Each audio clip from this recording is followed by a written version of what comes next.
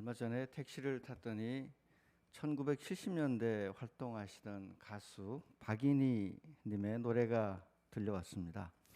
그래서 제가 노래가 참 슬프죠 그랬더니 기사분이 그러시더라고요. 그래도 저는 이분이 노래를 제일 잘하는 것 같아요. 그래서 하루 종일 들어요 그러시더라고요. 그래서 저도 그날 저녁 오랜만에 한번 들어볼까 하고 너튜브에서 노래를 들었습니다. 그랬더니 이제 가사 말들이 참 슬프더라고요. 그리운 사람끼리 뭐 이렇게 노래가 가다가 어떤 노래에는 사랑은 가고 옛날은 남는다라는 가사가 아주 가슴을 먹먹하게 했습니다. 그 노래 밑에 댓글도 많이 달렸는데 사람들이 다들 옛 추억에 잠겨서 글을 남겼습니다. 이런 글이 있습니다. 조금은 촌스럽고 조금은 가난했지만 그 사랑까지는 가난하지 않았던 그 옛 시절들, 세월도 가고 사람도 가고. 또 어떤 분은 이 가을 그 더운 여름날 하늘로 가버린 엄마가 보고 싶네요. 가을이 오고 겨울 그리고 봄이 오면 그리움이 작아질까. 사랑해 엄마 사랑해. 이 글을 보고 울컥했어요. 저희도 어머님이 작년 여름 주님 품으로 먼저 가셨지 않습니까? 그리고 이제 그래도 제일 인상적이었던 댓글은 이런 댓글이었습니다. 사랑은 정말 한때, 지금은 이빨도 모조리 흔들리고 좋은 게 없다. 이빨이 인생에 이렇게 큰 영향을 미칠지 몰랐다. 인생이 절망적이다. 이게 임플란트 하셨나 봐요, 아무래도.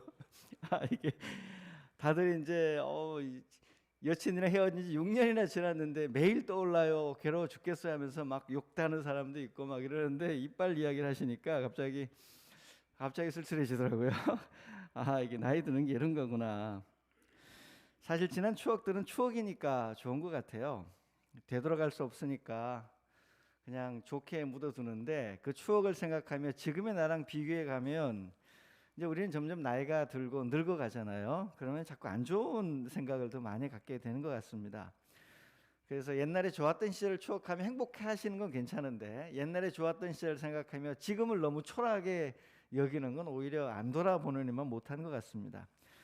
그거보다는요, 우리 하나님 나라의 추억을 다시 살펴보면 좋겠다 싶어요. 우리 신앙생활 하실 때 옛날에 하나님께 받았던 은혜들, 내 인생의 가장 힘든 순간에도 하나님 나를 돌보셨던 그 하나님을 묵상하면 그분이 지금도 나를 사랑하고 계시구나, 지금도 나를 돌보시는구나 라고 생각하며 행복을 느낄 수 있습니다.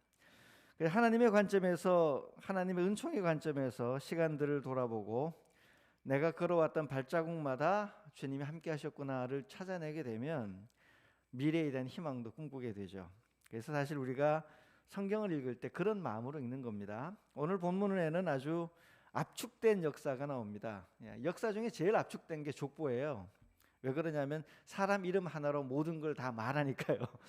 창세기에서 아브라함이 뭘 했고 막 다 나오는데 여기는 그냥 아브라함 한 명은 딱 이름만 나오잖아요. 이 마태복음 1장 1절에서 제일 중요한 단어는 맨 끝에 있는 예수 그리스도의 계보라는 단어입니다. 근데 이제 한글 문장은 구조상 꾸밈을 받는 말이 앞에 나오고 꾸미는 말이 뒤에 나오니까 이 헬라어 원래 말과는 완전히 정반대로 우리가 읽게 됩니다. 우리 성경에는 아브라함과 다윗의 자손 예수 그리스도의 계보 이렇게 되어 있지만 원래 순서는 정반대예요. 예수 그리스도의 계보, 다윗 그리고 아브라함의 자손. 단어 순서가 완전히 반대가 되어 있죠. 성경이 이렇게 예수 그리스도의 계보라는 말을 맨 앞자리에 뽑아놓고 일부러 강조하는 것은요, 이 세상의 모든 역사는 이제 예수를 중심으로 봐야 된다. 너의 개인의 역사, 이 사회의 역사, 온 우주에 돌아가는 역사는 우리가 뭘 했고가 중요한 게 아니라 예수라는 한 존재를 중심으로 역사 전체가 재평가되고 그를 중심으로 미래가 열려갈 것이다. 예수를 삶의 중심에 다시 돌려놓아야 된다라는 뜻이에요.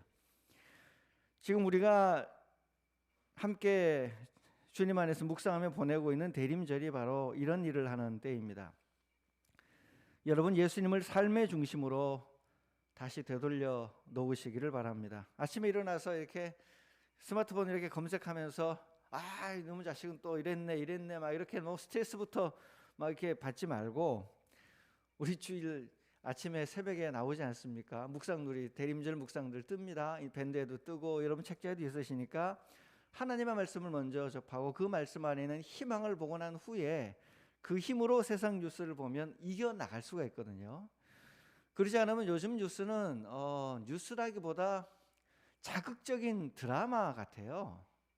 뉴스를 전하는 앵커들의 얼굴 표정을 보시면 이분들이 객관적으로 엄정한 사실을 보도하겠다는 그 의지와 표정이 보이지 않잖아요. 자기가 좋아하는 것을 따라서 일방적인 이야기를 하겠다면서 제가 보기에는 드라마 연기하는 연기자들보다 더 강한 감정적 격동을 일으키면서 뉴스를 전하는 장면을 봐요. 이제는 객관적인 팩트가 중요하지 않은 세상이 되어버린 것 같습니다. 하루 종일 취재하고 다음날 아침 일간신문에 어떤 기사를 올릴지 편집 데스크와 싸우고 기자들과 토의하고 고민하던 문화는 다 없어지고 사건이 벌어지자마자 누가 제일 먼저 올리냐 즉시 빨리빨리 온라인에 올리고 그 올리는 댓글 누군가 클릭하는 숫자에 따라서 회사의 수익 고자랑 모든 게 달라지는 세상이기 때문에 뉴스는 더 이상, 언론은 더 이상 우리에게 정확한 정보를 제공하지 못하는 사회 구조가 되어버렸어요. 그 사회 구조에서 우리가 무엇을 중심으로 세상을 바라봐야 되냐면 하나님의 말씀을 먼저 접하여서 이 세상을 통치하셨던 과거, 현재, 미래를 주관하고 계신 주님의 눈으로 이 세상의 뉴스를 평가, 비판하고 이 세상의 삶을 되돌아보며 보는 훈련을 자꾸 해야 되는 겁니다. 참 이게 괴로워요. 누군가 우리가 비판적으로 보지 않고도 그냥 있는 사실 그대로 읽기만 하면 다 좋은 세상이 오면 좋겠는데 우리 너무 피곤하게 살아야 되는 거예요. 하나님의 말씀 외에 다른 모든 것들은 우리의 삶에 자기들의 유리한 것들을 가져가려는 주장들이 강하기 때문에 하나님의 말씀을 중심에 놓고 이 세상의 모든 것을 평가절하해 가면서 비판적으로 생각하고 성찰하며 받아들여야 된다는 겁니다.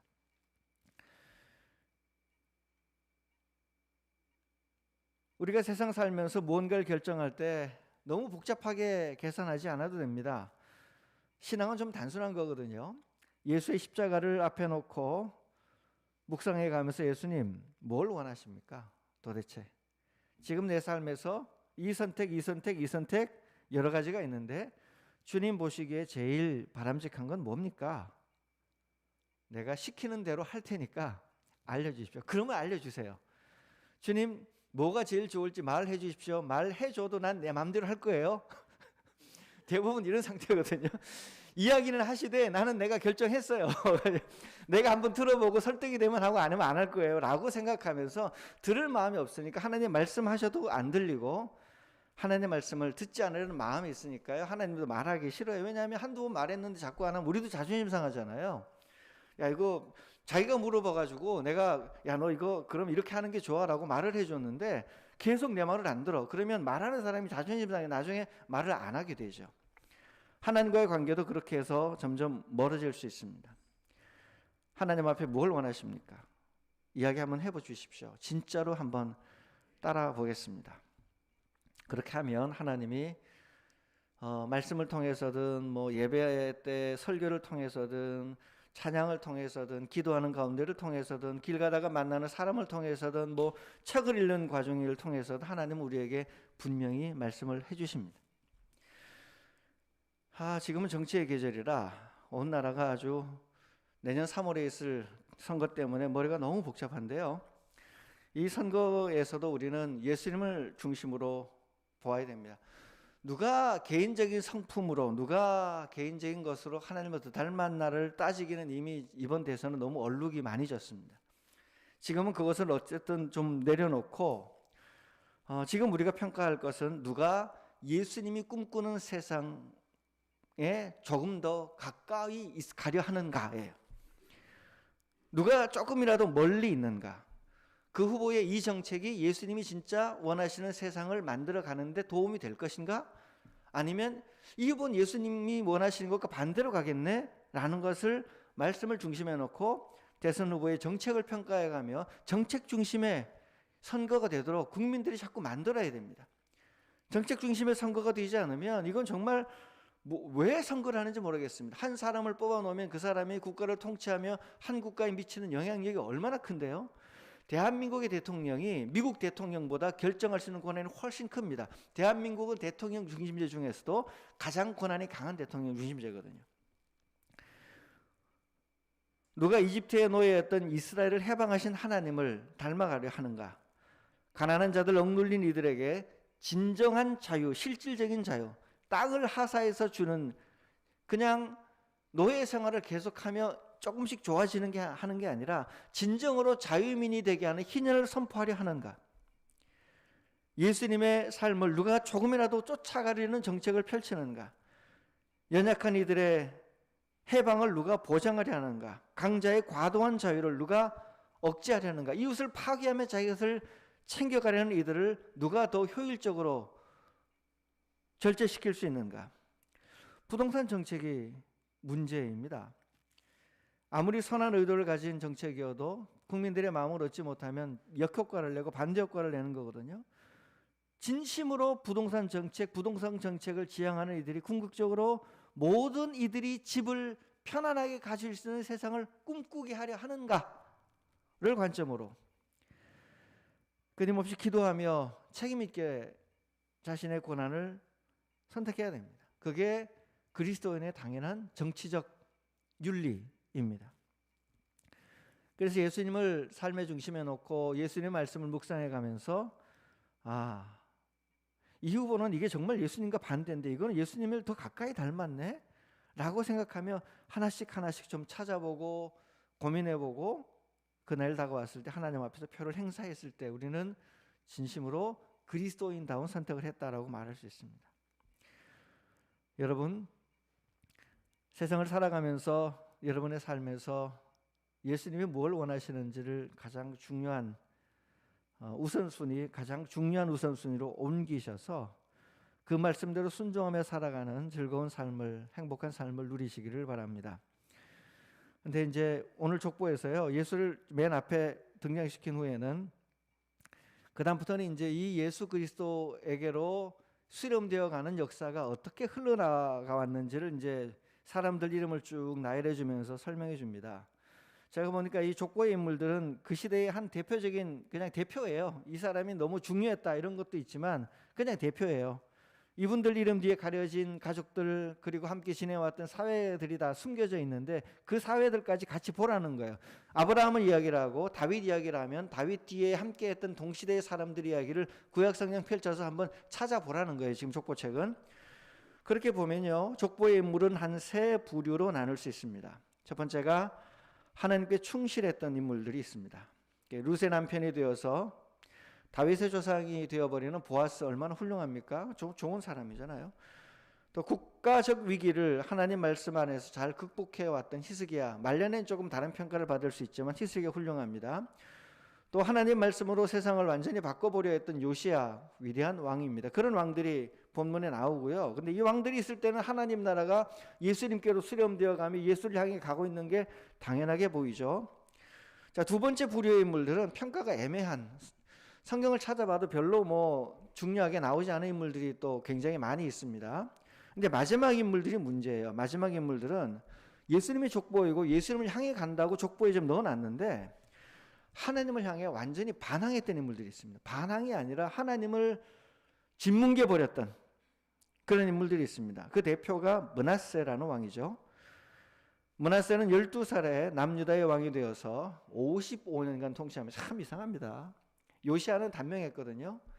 이 악랄한 므낫세는 통치 기간도 길어요. 55년 동안 온 나라를 우상 숭배로 만들고 영적 지옥으로 바꿔버립니다. 우상 숭배에 빠지게 하고 영적 지옥에 빠지게 하면 국가는 잘 살까요? 못 살까요? 당시대는 잘 삽니다. 이게 문제예요. 여러분 열왕기상하 읽어보세요. 사무엘상하 열왕기상하 읽어보시면 말씀대로 안 사는 왕이 통치하던 시대, 당시대 당장은 잘 살아요. 나중에는 하나님의 심판으로 망하지만 당시대 경제적으로는 부유해요. 경제적으로 부유하기 위하여 이웃나라에 우상을 도입하고 이웃나라에 시스템을 도입해 가져왔기 때문에 당대에는 잘 살아요. 그런데 하나님 보시기엔 영적인 지옥이라는 겁니다. 이게 우리에게도 유혹이죠. 경제가 제일 우선시되는 가치가 된 현대 사회에서 우리가 정말 하나님 말씀대로 만들어져가는 나라를 고민할 때 당장 그렇게 번영하지 못할 수 있다는 걸 염두에 두고 길게 봐서 하나님으로 인하여 번성하려는 꿈을 꾸고 당장 번성하려는 마음을 좀 내려놓아야 하나님의 나라의 길을 가는데, 하나님 말씀 들으면서 영적 생활 잘하면서 지금 당장 엄청나게 빨리 부자가 되고 그 부자가 된 국가의 위치에서 조금 더 뒤로 물러서지 않으려 하니까 통일도 안 되죠. 국가 내부 문제도 안 되죠. 장기적인 비전도 안 되죠. 교육 문제 풀어갈 수 없죠. 이 사회의 모든 문제가 다 엉망이 되어버린 거거든요. 우리 사회 핵심에 돈을 주인으로 섬기는 우상 숭배가 있기 때문에 지금 당장 눈에 보이는 성공을 추구하기 때문에 그런 의미에서 우리 사회도 자본주의 생지옥이 되어 있는 겁니다. 이 므낫세라는 왕이 통치하던 시대, 이런 시대도 그런 상황이었는데 이 어둠의 시기, 영적 기근의 시기, 하나님 나라는 어디로 가버렸을까요? 절대적으로 악한 권력이 온 세상을 집어삼키고 있을 때 하나님 나라는 멈추거나 사라진 게 아닐까요? 그런데 오늘 본문에 보면은 그 므낫세라는 왕이 있는 때에도 하나님 나라의 예수 그리스도를 향하여 계속 족보가 이어지는 거잖아요. 아브라함, 다윗 쭉 가다가 므낫세라는 왕에게서도 뭔가 통과해서 예수에게로 이어집니다. 이 역사는 무엇을 이야기할까? 제가 어떤 자연 다큐를 보다가 아프리카 야생 코끼리들이 어떻게 지금 살고 있는지를 봤습니다. 지금은 이제 전 지구적인 기후 위기로 인해서 가뭄이 너무 극심해서 아프리카에 이제 예전에는 그래도 살만했던 곳이 전부 사막처럼 변해가고 있습니다. 강이란 강은 다 말라버렸고 코끼리가 따먹어야 될 나뭇잎들, 나무 줄기들도 이제 거의 남지 않아서 너무 힘든 상황입니다. 물이 없으면 코끼리떼가 죽을 거 아니겠습니까? 이 위기에 처한 코끼리떼가 뭘 하냐면 여행을 떠납니다. 어떻게 배웠는지 모르겠는데 무리 전체를 데리고 맨날 며칠 긴 시간을 걸어가더니 갑자기 어느 지점에 멈춰서 땅을 파기 시작하는 거예요. 다들 이제 저기 이제 너무 오래 물을 못 먹어서 코끼리가 정신이 나갔나 보다. 맨 땅을 파다니 그런 생각을 할 수 있는데 코나 발로 땅을 열심히 파서 일정 기간 파고 나니까 그 밑에 물이 있는 거예요. 코끼리가 그 물 냄새를 맡았고 그 물이 흐르는 길을 알고 있었던 겁니다. 그리고는 무리떼들이 그 물을 마시고 다시 자기들에게 필요한 곳으로 되돌아가 다시 그 세상을 또 살아가는 거죠. 이런 것처럼 하나님 나라가 그렇게 흘러갑니다. 므낫세가 55년 동안 악을 행하고 그 아들 아몬이 2년 동안 아버지 똑 닮은 악을 행했습니다. 희망이 없어요. 하나님 나라가 없어진 것 같아요. 그런데 어디서 태어나왔는지 갑자기 그 아들인 요시아라는 인물이 혜성같이 나타나 하나님 나라를 복원하기 시작합니다. 이게 무슨 말이냐면 세상이 아무리 악해도 하나님 나라는 결코 멈추지 않는다는 거예요. 눈에 보이는 하나님 나라가 멈춰진 것 같을 때 하나님 나라는 지하 속으로 스며들어 지하수를 타고 쭉 내려가다가 지대가 낮은 것, 어쩌면 지형이 잘 맞던 곳에 가면 다시 분출하는 오아시스가 되어서 하나님 나라가 분출해 온다는 거예요. 다르게 말하면 세상 사람들, 이 세상이 아무리 악하게 하나님 나라를 짓눌러도 하나님께서는 여전히 이 세상을 통치하시며 자신의 나라를 이어가고 있다는 겁니다. 므낫세 통치 기간, 그 극악무도한 통치 기간에 하나님께서는 자신의 사람들을 통하여 하나님 나라를 이어가고 있었던 거죠. 예언자들의 눈물 속으로, 예언자들의 뜨거운 심장의 진동을 통하여 하나님 나라가 사람들에게서 사람들에게로 퍼져나가다가 요시아 왕을 적극 지지한 이들과 함께 다시 새로운 실험이 펼쳐집니다. 그래서 여러분, 예수님의 족보는 이렇게 하나님이 자신의 나라를 이끌어가는 역사적 기록입니다. 결국 하나님께서는 지하수를 통해서 흘러가든 물 위를 흘러가든 결국은 장강대를 만들고야 마시는 분입니다. 이런 주님을 신뢰하시고 여러분 눈앞에 보이는 개인의 삶 또는 우리의 역사적 삶이 힘들고 어렵더라도 우리를 통치하시는 주님을 신뢰하시고 그 주님과 함께 묵묵히 길을 걸어가시기를 바랍니다. 저는 지난 2년 동안 코로나 상황에서 목회를 하면서 하나님의 섭리를 봤습니다. 현장 예배 못 드렸죠. 신방 접촉이 불가능했기 때문에 신방이 참 어려웠습니다. 우리 할 수 있었던 거라고는 온라인으로 겨우 영적 소통하면서 숨만 쉬고 있었는데 또 그리고 성도님 여러분들은 저를 계속 봤죠. 온라인을 통해서 잘 보시잖아요. 저는 못 봤어요. 문자 정도 하고 이렇게 하지만 야, 우리 온라인 예배 드릴 때 어디 뭐 영상 통화 가능한 시스템에서 나도 좀 보이게 좀 장만을 해볼까 뭐 그런 생각이 들 만큼 저는 성도들 얼굴 보지 못했습니다. 그래서 이제 다들 세상 전부 다 교회들마다 불안해하면서 이 시기를 어떻게 지나갈까, 교회가 해체되는 거 아닐까, 우리도 초창기에 그 일이 벌어지자 다들 이러다 교회 해체되는 거 아닐까 불안감에 휩싸이기도 했습니다. 근데요, 그러지 않았습니다. 시간을 지나니까 성도들이 예전보다 훨씬 더 단단해지셨어요. 일종의 코로나 박해를 받으신 거죠. 코로나 바이러스로 인한 자연적인 정부가 하는 게 아니라 코로나 자연재해로 인하여 우리 스스로 만든 죄로 인하여 스스로가 박해를 당한 후에 하나님과의 관계에서 무엇이 중요한지 무엇이 덜 중요한지, 내 신앙에서 어떻게 내가 주님 앞에서 주체적으로 살아가야 될 것인지를 성도들이 찾으셨어요. 그 와중에도 우리 교회 같은 경우 누군가는 신앙이 성장하여 오히려 그 기간 동안에 은혜를 더 받았다고 세례를 받으셨고, 누군가는 입교를 하였고, 누군가는 어려운 여건 속에서 돌보시는 주님을 만났다며 하나님 앞에 크게 감사를 하시기도 하셨고 그랬습니다. 또 누군가는 온라인 시기 하나님 말씀을 듣고 온라인으로 주님을 만났다며 연락해 오시는 분들도 여러분 계시고, 그러면서 성도들 모두가 골고루 성령의 다스리심을 받아 성장해 가고 있었던 겁니다. 제가 그러고는 2년이 지난 시점에 우리가 불안해할 필요가 전혀 없겠구나. 왜냐하면 목회는 예수님이 하시는구나. 내가 눈에 보이지 않고 내 눈으로 계측할 수 없는 성령의 움직임이 얼마나 많은데, 내가 내 눈에 보이는 것만 믿고 내 눈에 보이는 숫자들, 내 눈에 보이는 눈에 포착되는 것만을 가지고 사람을 평가하고 세상을 평가할 수 없겠구나. 왜냐하면 하나님의 나라는 내 눈에 보이지 않는, 내 감각이 잡히지 않는 곳에서 끊임없이 퍼져가고 있기 때문이었습니다. 여러분이 멈춰있는 순간 같아도 하나님은 여러분을 위하여 움직이시면서 자신의 나라를 만들어 가십니다. 그분을 의지하며 계속하여 지금처럼 하나님을 붙들고 가시기를 바랍니다. 자, 오늘 족보를 보면요, 이렇게 예수를 믿으며 가는 분들이 잘해야 할 것이 무엇인지 중요한 것 하나가 숨겨져 있습니다. 저는 오늘 이 본문에 무슨 말이 숨겨져 있다고 생각을 하냐면 기다렸다는 말이 숨어 있다고 봅니다. 저는 이렇게 본문을 바꿔봤어요. 아브라함은 이삭을 낳으며 기다렸다. 누구를 기다렸을까요? 예수 그리스도를 기다린 겁니다. 이삭은 야곱을 낳으며 기다렸다. 야곱은 유다와 그의 형제들을 낳으며 기다렸다. 예수님의 나라가 오기를. 그들은 목표 없이 살지 않았습니다. 그들은 아브라함이 하나님과 맺은 약속을 기억하며 메시아인 예수가 임하셔서 온 세상을 구원하기를 끊임없이 기다리며 살았습니다. 소망을 잃지 않고 매일매일의 삶을 끊임없이 살아갔습니다. 이렇게 무언가를 간절하게 기다리는 사람은 죽지 않고 영적으로 파산하지 않고 잘 살아갑니다.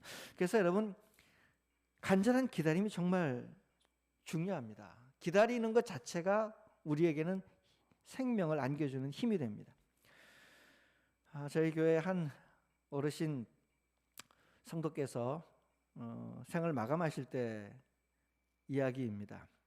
마지막 숨지시기 전에 이제 병원에서 방을 내어 드리잖아요. 그 방에 들어가셔서 가까운 데 사는 가족들 함께 모여서 마지막 임종을 지켜보고 저희도 먼저 예배를 드리고 그리고 나왔습니다. 곧 돌아가실 줄 알았는데 병원 측에서는 이미 숨을 그만 쉬셔야 되는데 계속해서 버티신다는 거예요. 여러분, 죽음을 앞둔 분이 얼마나 간절하게 숨 쉬는지 아시죠? 온 몸에 땀을 흘려가면서 한숨 내쉬고 한숨 내뱉고, 숨 쉬고 내뱉는 게 이렇게 어려운 거였나라는 생각이 세상을 떠나시는 분들 보면 알게 돼요. 그렇게 땀을 뻘뻘 흘리며 거친 숨을 계속 내쉬는데 끝까지 기다리는 거예요. 나중에 알고 봤더니 자기가 사랑하는 딸이 대전에서 올라오고 있는데, 대전에서 올라오는 그 딸을 마지막 보고 가시려고 계속 기다리신 거예요. 결국은 보고 가셨어요. 보고 딸이 도착하자 얼마 지나서 곧 이제는 숨을 놓고 하나님 나라로 편안하게 떠나셨거든요. 제가 그 임종하시던 이야기를 유족들에게 전해 듣고 기다린다는 것이 우리를 살게 만드는 거구나. 무언가를 기다린다는 것. 내 삶에 주어질 마지막 소중한 누군가를 만나기를 기다리든, 내 삶이 이루어질 하나님 나라를 기다리든, 누군가 내게 소중한 것이 다가올 미래를 기다리고 소망하고 참고 견디게 하는 힘이 이 기다림이라는 거구나 라는 생각을 하였습니다. 여러분, 하나님이 그래서 우리에게 예수를 기다리는 대림절을 주신 거예요.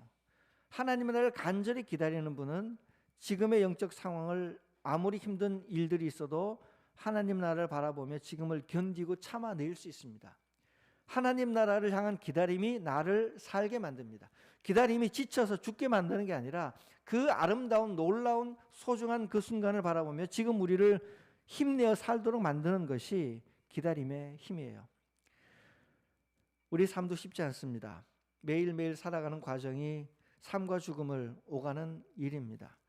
죽지 않았지. 우리의 영혼은, 우리의 삶은 오늘도 몇 번 죽고 오늘도 몇 번 되살아나지 않습니까? 예수님께서 오셔서 이 거친 삶을, 이 절망적인 삶을 거둬가 주시라고, 하나님 어서 오시라고 그 예수님을 사랑하는 이를 만나는 마음으로 기다리는 순간 그 기다림이 우리를 소생케 하면서 한 뜸 한 뜸 새로운 길을 가게 만듭니다. 하나님 나라를 갈망하고 갈망하시기를 바랍니다. 이렇게 하나님 나라를 기다리면서 그냥 이렇게 멍청하게 아무 일 없이 그냥 기다리라고 하지 않고 하나님 우리에게 뭔가 할 일을 주셨어요. 오늘 이 족보에 나와 있는 인물들은 예수님을 어떤 마음으로 기다렸을까요? 족보를 가득 채운 단어를 보면 압니다. 족보 읽어가시면 계속 이런 이야기가 나와요. 누가 누구를 낳고 누가 누구를 낳고가 나옵니다. 다르게 말하면 그들은 끊임없이 생명을 창조하고 돌보고 사랑하면서 그 예수 그리스도가 오시길 기다린 거예요. 그리고 이 아브라함이 이삭을 낳고 이 이삭 안에 뭐가 들어있냐면 하나님 나라 들어있는 거죠. 그들이 낳은 생명들 안에, 그들이 가꾸고 돌보는 생명들 안에 하나님 나라가 있었고 그 하나님의 나라를 붙들고 온전한 나라가 오기를 계속해서 기다려왔던 겁니다. 여러분, 생명을 돌보고 사랑하는 이들, 그들 안에 하나님 나라가 임합니다. 아툴 가완디라는 분이 쓴 책 중에 어떻게 죽을 것인가라는 책이 있습니다. 이 책은 이제 여러 가지 죽음에 대한 여러 가지 측면들을 다루는데요. 미국 한 요양원에서 했던 실험, 요양병원까지 가기 전에 그 전 단계 요양원에서 했던 한 실험을 소개를 합니다. 빌 토마스라는 의사가 특이한 프로젝트를 하나 도입하는데 에덴 얼터너티브라고 해서 에덴 동산처럼 좀 대안적으로 해보기라는 이제 프로그램을 도입을 합니다. 그래서 뭘 하냐면 요양원에다가 층마다 개 2마리, 고양이 2마리, 토끼 5마리, 새 100마리를 들여놓았어요. 이게 기겁을 할 일이잖아요. 깨끗해야 될 병원에 뭐 여러 가지 아무것도 없어야 될 요양원에 이 동물들이랑 또 식물들을 또 많이 들여다 놓으니까 이 관리하시는 분들이 함께 있는 분들이 이게 너무 싫다고 초창기에 엄청나게 반대를 했습니다. 일만 늘어나고 불결해져서 오히려 위생상 안 좋을 거라고 반대를 했는데 한 달, 2달 시간이 몇 달이 지나고 나서 효과가 나타났어요. 처방약이 줄어들고 절반으로 줄었다는 거예요. 약 처방이 절반으로 줄고 또 약 구입 비용도 38%나 줄어들고요. 사망률이 15%나 줄어들었다는 거예요. 요양원 들어가면 제일 힘든 게 3가지인데 무료함, 외로움, 무기력함이라는 겁니다. 할 일이 하나도 없고 가까이 마음을 나눌 사람 하나도 없고 그리고 자기 스스로가 쓸모없는 사람이라 느끼는 거. 정말 요양원 참 괴로운 곳이에요. 사실 요양원보다 더 힘든 게 요양병원인데요. 저희 시골에 계신 저희 아버지도 저희 모시고 가끔 가서 옆 동네를 지나가면 옆 동네 요양원이 있어요. 요양병원이 있어요. 아버지 늘 하시는 말씀이 저기는 죽어야 나오는 곳이래. 저기는 죽어야 나오는 것이래. 그 이야기 들을 때마다 마음이 굉장히 아프거든요. 조금이라도 사셔서 우리와 함께 좀 더 건강하게 계시기를 바라는 마음이 저희들의 가득한데요. 그 요양원 병원 직전에 요양원에 계시는 어르신들이 동물들에게 먹이를 줘가며 누가 또 고양이를 안 돌보면 자기가 나서서 시간을 정해서 동물들에게 먹이 주고 또 마음을 닫아놓은 어르신은 아무랑도 대화를 안 했는데 방에다 새를 들여다 놓으니까 새에게 모이 주면서 새에게 말을 걸기 시작하고 그 새가 갑자기 한 번은 복도로 날아가 버렸는데 날아가면 그 새를 찾기 위하여 방문을 열고 밖으로 나와 사람들에게 물어보고 하면서 새로운 삶이 펼쳐졌다는 거예요. 그걸 보면 야, 인간이라는 게 일단 일이 있어야 되고요. 두 번째가 일 중에서도 무언가 생명을 돌보는 일을 할 때 인간은 살아가게 되는구나. 이게 하나님의 원리구나라는 생각을 하게 됩니다. 제가 이 책을 읽은 후에 제 삶을 한번 돌아봤어요. 저도 저희 집에 개가 있습니다. 강아지가 아니라 저희 집엔 개입니다. 강아지 아니에요. 개예요. 18kg 넘기 때문에 개가 있는데 이 개가 처음 왔을 때 제가 제일 마음이 힘들었어요. 저희는 마당에서는 개를 시골에서 키워보고 친하게 지냈지만 집안에 들이는 상상은 해본 적이 없는데 그날 어쨌든 그냥 왔어요. 어쨌든 오게 됐어요. 이거 챙겨야 되고 사료 사 먹여야 되고 산책 꼬박꼬박 나가야 되고 밖에 나가면 또 사람들이 자꾸 말을 걸어. 그냥 조용히 계산책만 하고 들어오면 좋겠는데 모르는 사람이 자꾸 찾아와서 이 개는 품종이 뭐예요? 뭘 잘 먹어요? 부터 시작해 사료는 좀 자꾸 바꿔줘야 되나요? 이런 거 자꾸 물어요. 저는 귀찮거든요. 처음에는 귀찮았어요. 또 아플까 걱정도 되고요. 나갔다가 다른 개 또 괜히 건드려 덩치 크니까 건드려서 골치 아픈 일 안 만들어질까 아주 예전에 걱정이 많았는데 시간이 지나면서 거꾸로 되었습니다. 내가 개를 돌보는 건 일정한 거고요. 사실 이 개가 우리 가족을 돌보고 있었어요. 저를 밖에 나가게 만들죠. 걷게 만들죠. 동네 사람들과 대화하게 만들죠. 밥 주려고 의자에서 일어나 움직이게 만들죠. 무엇보다 집에 돌아오면 며칠 만약에 어디 지방을 갔다가 신방을 갔다 하루 이틀 지나고 어디 들어오면 그렇게 저러다 꼬리 부러지지 않겠나, 꼬리 기부 써야 되지 않겠나 싶을 만큼 그렇게 조건 없이 반가워요. 집안 사람들 중에 저를 제일 어려워하거든요. 강아지가, 개가 제일 어려워하는데 그렇게 반가워요. 아이들이 마음 힘들 때 옆에 가서 계속 비비면서 분위기 파악해서 마음 풀어주고, 저희 아이들 사춘기를 그 개 때문에 진짜 잘 보냈어요. 보니까 내가 해주는 건 별로 많지 않은데 그 개가 도리어 나를 돌보면서 나를 살게 해주는 거죠. 이게 생명을 키울 때 얻는 유익인 거거든요. 동물만 그럴까요? 다른 관계에서도 마찬가지입니다. 제가 보니까 가족도 그렇고 교회도 그렇습니다. 가족들이 귀찮죠. 어떨 때는 가족이 귀찮고 괴로울 수 있지만 그 가족이 나를 지탱하는 힘이에요. 저도 목회를 생각해 보니까요. 목회는 365일 24시간 항상 부담돼요. 목회는 365일 24시간 한 번도 부담이 안 되는 적이 없어요. 설교는 항상 부담이 돼요. 18년 차인 우리 교회에서 18년 차인 저도 월요일 딱 지나고 나면 화요일부터는 주일 설교 때문에 하루 종일 압박감을 느끼거든요. 근데요, 이상한 게요, 이 거룩한 부담 때문에 제가 영적으로 살더라는 거예요. 제가 말씀을 준비하려면 기도를 해야 되거든요. 아무리 힘든 일이 있어도 주일 설교가 다가오고 말씀을 선포해야 되니까 내가 일어나야 성도들에게 예수 믿으십시오, 말씀대로 살면서 다시 가야 됩니다라고 선포를 할 수 있지 않겠어요? 그러니까 토요일에는 무조건 일어납니다. 아무리 힘이 들어도. 아무리 절망적인 일이 생겨도 토요일 말씀 준비를 본격적으로 마무리할 때는 무조건 다시 내가 일어나야 돼요. 가족 간에 좀 다툼이 있어도 토요일에는 무조건 해결을 해야 돼요. 서로 사과를 하든 문제를 풀어야 돼요. 성도 한 분 한 분이 영적으로 주저앉아 있는 것을 옆에서 돕고, 또는 그분이 그 어려운 걸 이겨나가는 것을 돕으면서 내가 나는 거예요. 나는 계속 괴로워서 하지 못하는데 성도들 보고 이렇게 해야 되면 저렇게 해야 되면 할 수는 없거든요. 한두 달은 할 수 있는데 10년은 못합니다. 그래서 제가 거꾸로 생각한 게 목회가 나를 살리는구나. 성도들이 나를 살리는구나. 성도들과 함께 삶을 나누면서 나는 내 좋은 것만 찾아가던 이기적인 본성을 이겨나가며 세상을 함께 더불어 살아가는 이웃 사랑을 배우게 되는 거죠. 이런 생각을 하게 된 뒤에는 제가 관점을 많이 바꿨습니다. 내가 누군가를 돕고 뭘 하는 게 아니라 내게 주어진 이 모든 일들이 결국은 나의 영혼을 살리는 거구나, 그런 생각이 들었어요. 여러분 한번 주위를 살펴보십시오. 우리가 하나님 나라를 기다리지만, 간절히 기다리지만 그 하나님 나라는 이미 우리 안에, 생명들 안에 들어와 있거든요. 하나님께서 여러분에게 맡기신 생명이 있습니까?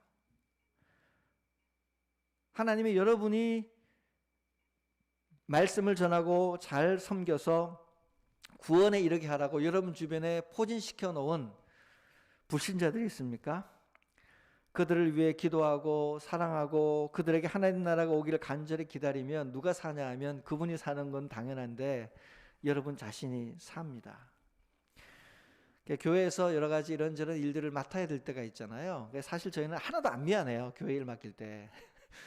교회 일 제발 좀 해주십시오. 말은 이렇게 하는데, 구역장 좀 해주십시오. 뭐 좀 해주십시오. 말은 이렇게 하는데 하나도 안 미안해요. 왜 안 미안하냐면 우리는 알거든요. 목회해봐서 알아요.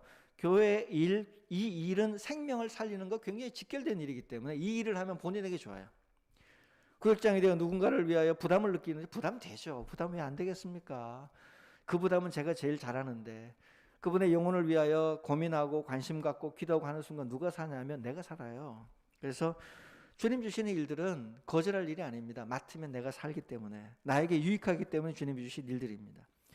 직장이나 사회에서 맡은 일들, 주님이 여러분에게 주신 일들도 가만히 보면 여러분이 일을 하지만 그 일을 통해 여러분이 살고 있을 거예요. 그 일 없으면 빨리 세상을 떠나셨을 가능성이 있는 존재들인데 그 일을 통해 우리가 도리어 살게 됩니다. 그렇게 마음을 먹고 내게 주어진 것들을 한번 다시 하나씩 거꾸로 생각해 보세요. 그러면 억지로 하던 일에서 즐거워하는 일로, 괴로우며 불평하던 일에서 감사하며 희망에 차서 다시 시작하는 일로 바뀔 수 있습니다. 이런 은혜가 여러분에게 함께 하시기를 바랍니다. 아멘. 잠시 기도하겠습니다.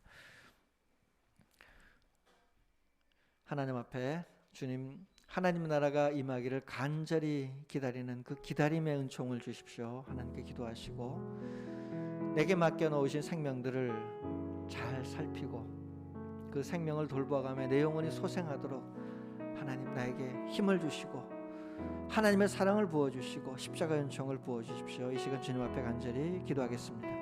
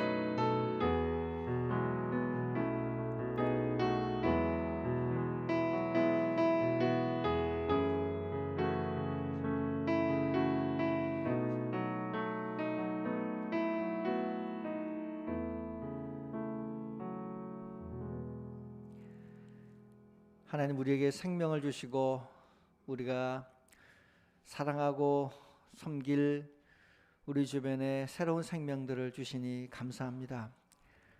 하나님 나라가 우리의 삶 속에 진심으로 이루어지기를 원합니다. 예수님이 주인이 되어 온 세상을 다스리는 그날이 속히 오기를 원합니다. 그날이 올 때까지 주님 저희를 살게 하시고 절망하지 않게 하시고 삶을 포기하지 않게 하시고 끊임없는 하늘나라의 소망으로 하루하루를 이겨내게 하여 주시옵소서. 예수님 이름으로 기도드립니다. 아멘.